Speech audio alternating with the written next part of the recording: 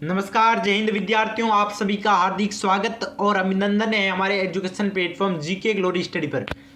साथियों, आज हम ईओ और आरओ के लिए राजस्थान जीके की शानदार, धमाकेदार और रामबाण क्लास लेकर आ चुके हैं। तो सभी के सभी विद्यार्थी एक बार ज़्यादा से ज़्यादा संख्या में क्लास को लाइक कर दीजिए, शेयर कर दीजिए और चैनल पर नए हैं तो चैनल को जल्दी से जल्दी सब्सक्राइब कर लीजिए। तो चलिए बिना कोई रुकावट के आज की इस क्लास को करते हैं शुरू।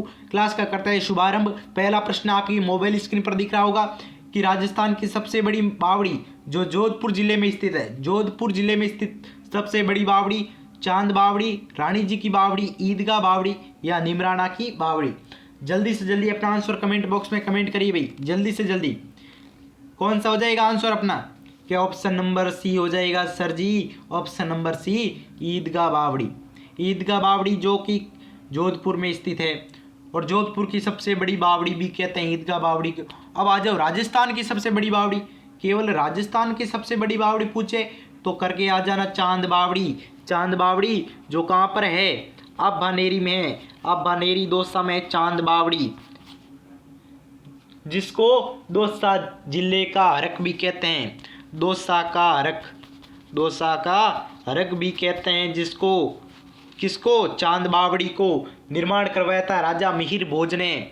चांद बावड़ी राजस्थान की सबसे बड़ी बावड़ी। दूसरे नंबर पर आती है रानी जी की बावड़ी। रानी जी की बावड़ी जो कि कहाँ पर है? बूंदी में है। कहाँ पर है? बूंदी में है। जिसको क्या कहते हैं? बावड़ियों का सिरमौर। बावड़ियों का सिरमौर ये कहते हैं रानी जी की बावड़ी को। ये भी याद रखना, बावड़ियों का सिरमौर। ये भी प्रश्न पूछ सकता है, ठीक है। चलिए, और एक आया निमराना की बावड़ी। ये भाई इतनी खास नहीं है, लेकिन ये अलवर में है, ये आपको मैं बता देता हूँ। कहाँ पर है? अलवर में है। लेकिन ये दो बावड़ी जरूर से जरूर याद रखना। त्रिपुरा सुंदरी एक प्राचीन मंदिर है जो बांसवाड़ा के किस गांव में स्थित है? त्रिपुरा सुंदरी ये मंदिर बांसवाड़ा में स्थित है, लेकिन बांसवाड़ा के किस गांव में स्थित है ये बताना है आपको। तो ये बांसवाड़ा के उमराई गांव में स्थित है। उमराई गांव तहसील कौन सी? उमराई गांव तलवाड़ा, तलवाड़ा बांसवाड़ा में स्थित है। एक ऑप्शन में क्या दिया है? दानपुर, दानपुरा, दानपुरा। ये एक इम्पोर्टेंट प्रश्न यहाँ से बन जाएगा आपका, आ सकता है। 90% चांस है कि ये प्रश्न तो आपको पूछ सकता है कि राजस्थान का पहला mega power plant, mega power plant, Rajasthan का अल्ट्रा मेगा पावर प्लांट जो कि कहाँ पर? दानपुरा बांसवाड़ा में लगाया गया है, बनाया गया है, ठीक है, याद रखना। गोसुंडी शिलालेख में प्रयुक्त की गई भाषा और लिपि, भाषा और लिपि कौन सी है भाई बताना है। तो इसमें है संस्कृत और ब्राह्मी लिपि, संस्कृत और ब्राह्मी लिपि। यह शिलालेख चित्तौड़गढ़ से प्राप्त हुआ है। कहाँ से प्राप्त हुआ है? चित्तौड़गढ़ से प्राप्त हुआ है गोसुंडी का शिलालेख। सबसे पहले इसे डॉक्टर D.R. भंडारकर ने पढ़ा। सबसे पहले डॉक्टर D.R. भंडारकर ने इसको पढ़ा है। ये प्रश्न यहाँ से इम्पोर्टेंट बन जाता है कि सबसे पहले डॉक्टर D.R. भंडारकर ने इस अभिलेख को पढ़ा है।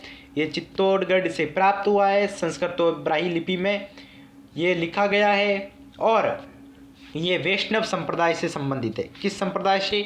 वैष्णव संप्रदाय से ये संबंधित हो जाएगा। उस युग्म को पहचानिए जिसमें दोनों संत रामानंद के शिष्य थे। रामानंद के शिष्य दादू एवं धन्ना, दादू एवं पीपा, धन्ना एवं पीपा या इनमें से कोई नहीं। क्या हो जाएगा? धन्ना एवं पीपा। धन्ना के गुरु कौन है? तो वो भी रामानंद है और पीपा जी के गुरु वो भी रामानंद है।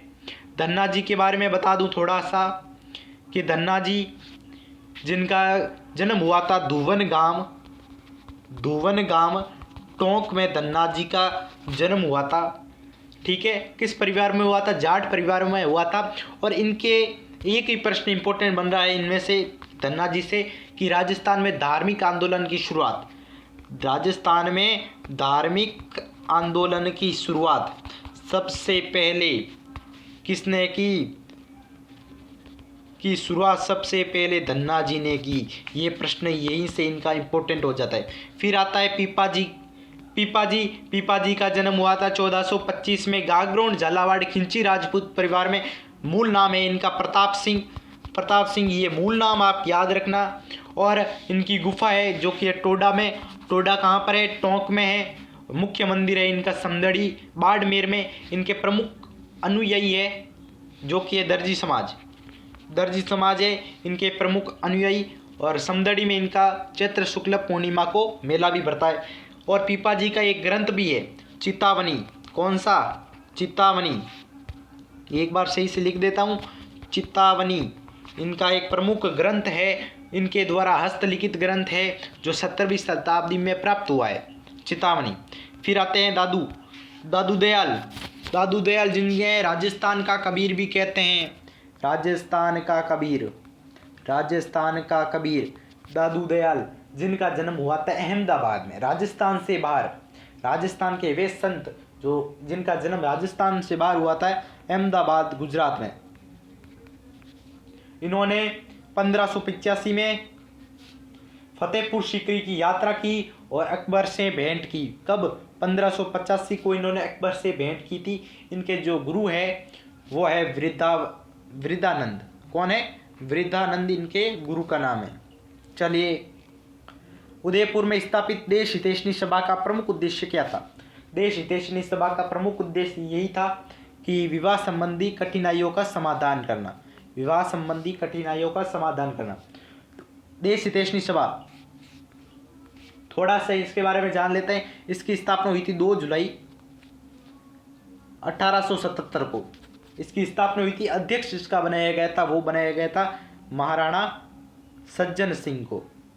किसको? सज्जन सिंह को इसका अध्यक्ष बनाया गया था, महाराणा सज्जन सिंह को।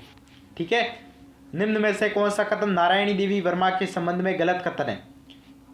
तो पहले कथनों को पढ़ते हैं।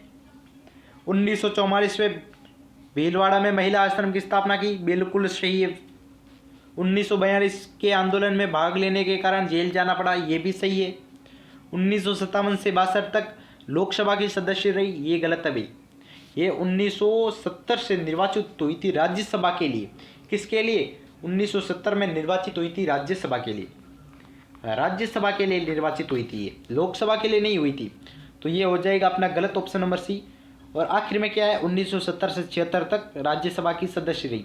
तो ये मैंने अभी आपको बताया कि 70 में निर्वाचित हुई, तो 1970 से 77 तक राज्यसभा की सदस्य रही। तो ऑप्शन नंबर सी अपना आंसर हो जाएगा। बिजोले आंदोलन का दूसरी बार प्रारंभ होने का कारण क्या था? दूसरी बार प्रारंभ होने का इसका कारण यही था कि चमड़ी कर लगा दिया गया था। किसानों पर चमड़ी कर लगा दिया गया था। राजस्थान में बड़ी तीज कब मनाई जाती है?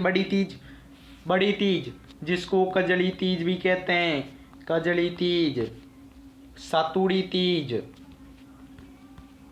ये मनाई जाती है भाद्रपद कृष्ण तृतीया को ये तीज मनाई जाती है। कहाँ की प्रसिद्ध है? तो ये तीज है आपके बूंदी की प्रसिद्ध है। कहाँ की? बूंदी की हो जाएगी। अब बड़ी तीज की बात हो गई तो छोटी तीज की भी बात कर लेते हैं। छोटी तीज मनाई जाती है श्रावण शुक्ल तृतीया को। इसको हरियाली तीज भी कह सकते हैं आप, कि हरियाली तीज भी इसको कह सकते हैं। टोंक की प्रसिद्ध 4 बेंत लोक नाट्य कला का प्रारंभ किसने किया? टोंक की प्रसिद्ध 4 बेंत लोक नाट्य कला का प्रारंभ किसने किया भाई? बताओ। तो वो किया था करीम खान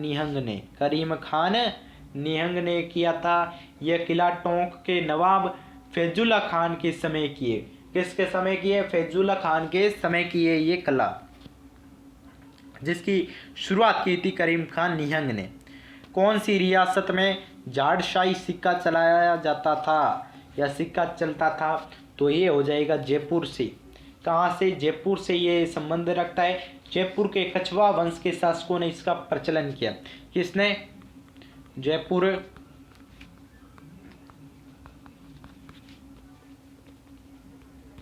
के कछवा शासकों ने इसका प्रचलन किया था।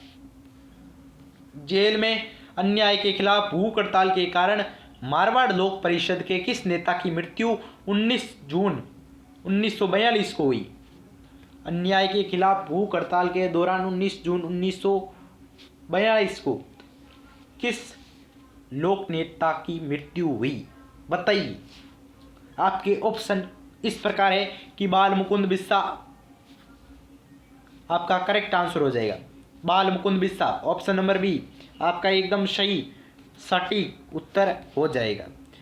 गलत युग्म की पहचान कीजिए कि पहला प्रश्न कि गलत युग्मों की पटवों की हवेली, पहला ऑप्शन पटवों की हवेली जैसलमेर में, बिल्कुल। पोद्दार की हवेली नवलगढ़ झुंझुनू में है, ये भी सही है। नतमल की हवेली जैसलमेर में, ये भी सही है। सोने चांदी की हवेली मंडावा में नहीं है भाई साहब, सोने चांदी की हवेली तो महनसर में है। महनसर कहाँ आया हुआ है? झुंझुनू में। महनसर गांव झुंझुनू में, सोने चांदी की हवेली झुंझुनू में, याद रखना। निम्न में से किस जिले का शुभंकर घड़ियाल है? घड़ियाल है जो कि करौली का है। कहाँ का है? करौली का है। हटुंडी अजमेर में गांधी आश्रम की स्थापना किसने की थी? हटुंडी अजमेर में गांधी आश्रम की स्थापना ये की गई थी 1927 में। चलो 1927 में की गई। अब बताओ किसने की? 27 मैंने बता दिया, 1927 किसने की? हरिभाऊ उपाध्याय ने की। किसने? हरिभाऊ उपाध्याय ने। निम्न में से कौन सा विद्वान कुंभा के दरबार में नहीं था? कौन सा विद्वान कुंभा के दरबार में नहीं था? मुनि सुंदर सूरी थे, नाता तिल्ला भट्ट, मुनि जिन विजय सूरी। तो ये हो जाएगा मुनि जिन विजय सूरी नहीं थे, मुनि जिन विजय सूरी। चित्तौड़गढ़ दुर्ग में अद्भुत जी के शिव मंदिर का निर्माण किसने करवाया था? अद्भुत जी के शिव मंदिर का निर्माण किसने करवाया भाई? तो ये करवाया था कुंभा ने। किसने? कुंभा ने करवाया था। किसने करवाया था भाई? कुंभा ने। किस शिलालेख को कर्नल जेम्स टोड द्वारा इंग्लैंड ले जाते समय समुद्र में फेंक दिया गया था? समुद्र में फेंक दिया गया था। किस शिलालेख को? तो वो था मानमोरी शिलालेख। कौन सा? मानमोरी शिलालेख। ऑप्शन नंबर ए हो जाएगा। महिला बाग का जालरा राजस्थान के किस प्रसिद्ध शहर में स्थित है? महिला बाग का जालरा ये अपने कहाँ पर हो जाएगा? जयपुर में नहीं, जैसलमेर में नहीं, बाड़मेर में नहीं, तो कहाँ पर? जोधपुर में हो जाएगा महिला बाग का जालरा, जोधपुर में। निम्न में से कौन से जिले आर्द्र दक्षिणी पूर्वी मैदानी कृषि जलवायु प्रदेश के अंतर्गत आते हैं? आर्द्र दक्षिणी पूर्वी कृषि मैदानी जलवायु प्रदेश के अंतर्गत ये आते हैं कोटा, बूंदी, झालावाड़ और बारां। कोटा, बूंदी, झालावाड़, बारां। कहाँ पर है? कोटा, बूंदी, झालावाड़, बारां। ये रहा ऑप्शन नंबर सी आपका करेक्ट आंसर हो जाएगा।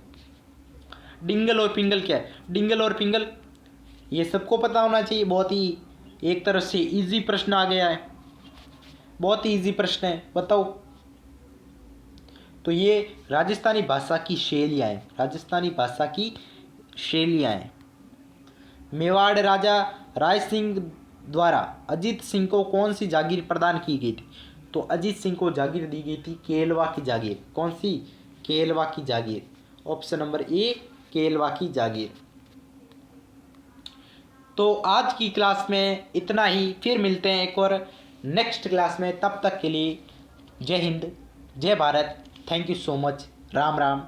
और हाँ, चैनल को सब्सक्राइब करना मत भूलना, याद से। Thank you.